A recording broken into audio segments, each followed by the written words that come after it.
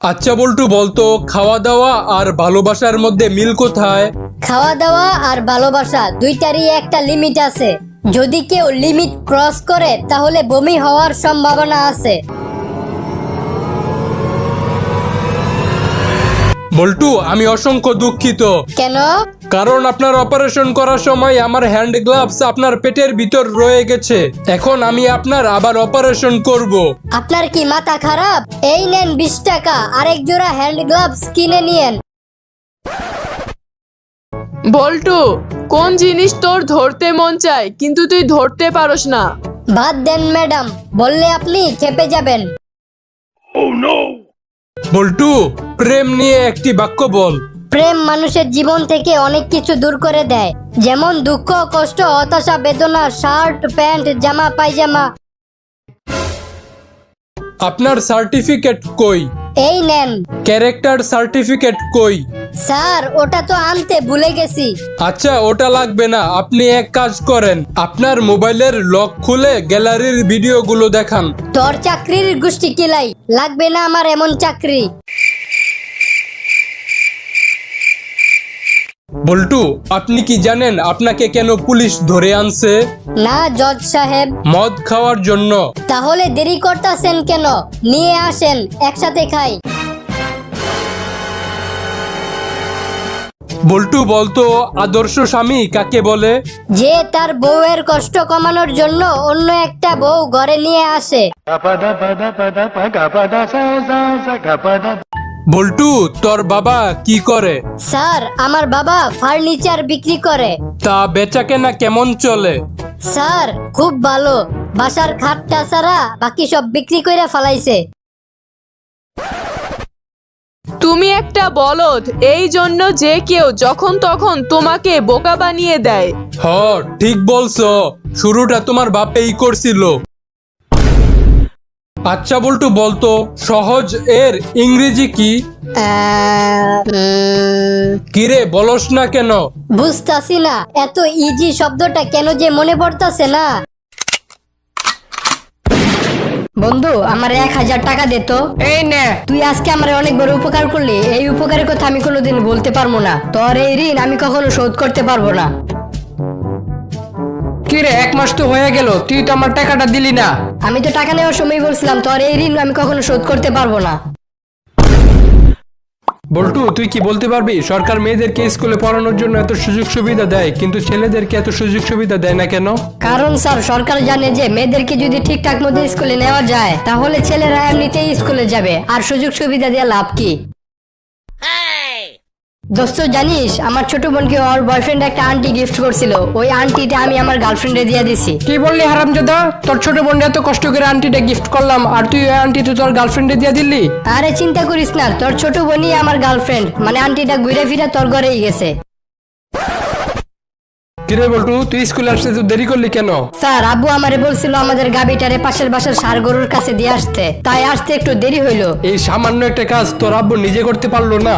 হায় হায়, কি বলেন স্যার? এই কাজ আমার আব্বু করবো কেমনে? এই কাজ তো ষাঁড়েরই করতে হইব।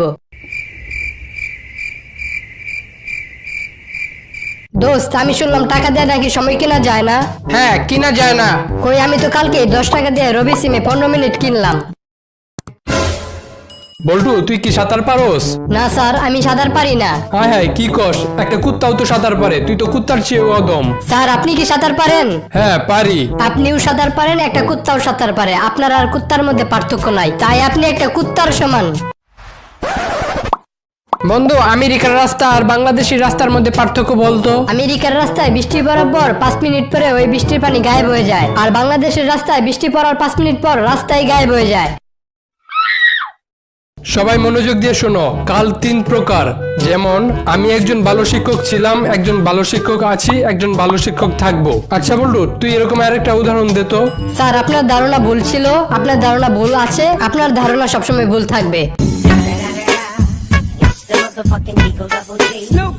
সৃষ্টির সেরা জীব মানুষ, এই মানুষকে সবসময় ভালোবাসতে হবে। যে মানুষকে ভালোবাসে না সে পশুর সমান। স্যার, আপনার মেয়ে কি তাহলে পশু নাকি? কি বললি হারামজাদা? আমার মেয়ে পশু হইতে যাবো কেন? না মানে 1 বছর ধরে আমি আপনার মেয়েকে ভালোবাসি, কিন্তু আপনার মেয়ে আমার কোনো পাত্তাই দেয় না।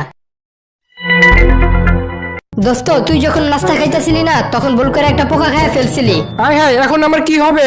আরে চিন্তা করিস না, তুই যে পানিটা খাইছিলি না ওই পানির মধ্যে আমি পোকা মারার বিষ মিশাই দিয়েছিলাম। দেখি তো আপনার সার্টিফিকেটটা। এই নেন স্যার। আপনি দেখি পরীক্ষা অনেক কম নাম্বার পাইছেন, আপনার মেধা দেখি অনেক কম। স্যার আসলে আমার মেধা কম না, পরীক্ষার হলে যে শালার খাতা দেখে লিখছিলাম ওই শালার মেধা কম, তাই পরীক্ষায় কম নাম্বার পাইছি। বন্ধু একটা কথা জানোস? কি কথা? বাংলাদেশি পোলাপান কিছু জানুক আর না জানুক চুলের হিন্দি শব্দটা ঠিকই জানে। কিরে বল্টু, তুই এত বড় ছেলে হয়ে একটা ছোট ছেলেকে মারলি কেন? তুই এই বয়সে এরকম বেয়াদব হয়েছিস, বড় হয়ে কি হবি? এই তো স্যার, আমি বড় হয়ে আপনার মতো স্কুল শিক্ষক হমু আর পোলাপান্ডি ইচ্ছা মতো পিডামু।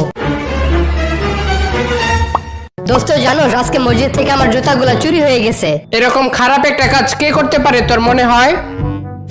এটা তো জানি না, কিন্তু যার জুতা সে আয়সা মনে হয় নিয়ে গেছে।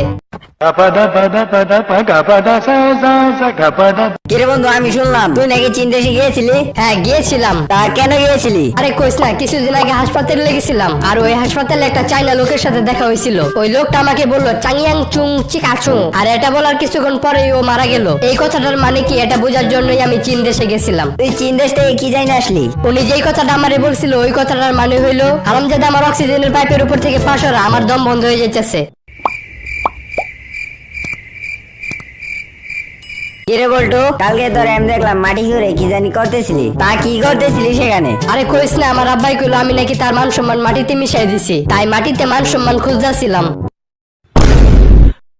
বন্ধু জানিস আজকে আমার একটা সুখের সংবাদ আছে, একটা দুঃখের সংবাদ আছে। তা সেইগুলা কি কি? আমার সুখের সংবাদ হইলো আজকে আমার কোনো দুঃখের সংবাদ নাই, আর তোর দুঃখের সংবাদটা? আর দুঃখের সংবাদ হইলো আজকে আমার কোনো সুখের সংবাদ নাই। বল্টু, তুই কি মিথ্যাবাদী রাখালের গল্পটা শুনেছিলি? কোন গল্পটা স্যার? ওই যে তোর মনে নেই, একটা রাখাল প্রতিদিন মাঠে যেত আর বাঘ বাঘ বলে চিৎকার করত, আর তাকে বাঁচানোর জন্য গ্রামবাসীরা ছুটে আসতো। কিন্তু একদিন সত্যিকারের বাঘ এসে পড়ে আর সে জোরে জোরে বাঘ বাঘ বলে চিৎকার করতে থাকলো, কোনো গ্রামবাসী তার সাহায্যের জন্য এগিয়ে আসে না। জি স্যার, মনে পড়ছে, এটা তো অনেক শিক্ষণীয় একটা গল্প। তা এটা থেকে তুই কি শিখতে পারলি? আমরা যতদিন মিথ্যা কথা বলবো মানুষ ততদিন আমাদের পাশে থাকবে, আর সত্যি কথা বলা শুরু করলে মানুষ আর আমাদের পাশে থাকবে না।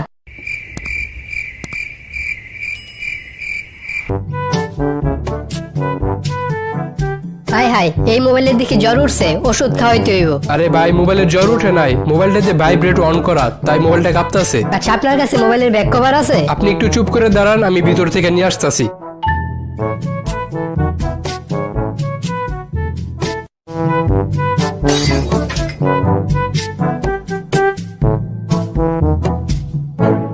আয় হ্যাঁ, চোর আমার দোকানের সবকিছু লয়ে গেল, আপনি আমাকে ডাক দিলেন না কেন? ভাই আমি প্রাইভেট মোডে আছিলাম, তাই শুধু কাঁপছি, ডাক দিতে পারি নাই। আচ্ছা, আপনার কি লজ্জা লাগে না? ওই দিন আপনার অপমান করে বাইট করে দিলাম, আজকে আবারও আসছেন। আরে চেতেন কে, আপনি তো আপনার দোকানের সামনে লিখে রাখছেন, আপনাকে আসার জন্য ধন্যবাদ, আবার আসবেন। বল্টু, আমি শুনলাম তুই নাকি সিগারেট খাস, তুই কি জানোস না সিগারেট খেলে আয়ু কমে? আচ্ছা স্যার, কি করলে আয়ু বাড়ে? তুই বেশি বেশি হাসবি, তাহলে তোর আয়ু বাড়বো। এরপর থেকে তাহলে আমি হাসতে হাসতে সিগারেট খাবো। আচ্ছা বল্টু, বলতো স্যাররা ছাত্রদের মারলেও ছাত্ররা স্যারদের মারতে পারে না কেন? স্যার আপনার একটা প্রবাদ বাক্য বলি, কুত্তায় মানুষের কামড়াইলে মানুষ কখনো কুত্তারে কামড়ায় না। তোর টিফিন যে খেয়ে ফেলেছি, বাসায় যে আবার আমার নাম বলিস না। ঠিক আছে স্যার, বাসায় যে আমি বলবো একটা ভুটকা টাকলা কুত্তায় আমার টিফিন খেয়ে ফেলেছে। বল্টু, মনে কর তুই চেয়ারের উপর বসে আছিস আর চেয়ারটি মাটির উপরে, তাই বলতে গেলে তুই মাটিতে বসে আছিস, এরকম আরেকটি উদাহরণ দে তো। স্যার মনে করেন আপনি মাছ খেয়েছেন আর মাছটি গু খেয়েছে, বলতে গেলে আপনিই গু খাইছেন। বল্টু, তুই বড় হয়ে কি করবি? বিয়ে করব। না মানে তুই বড় হয়ে কি হইতে চাস? জামাই।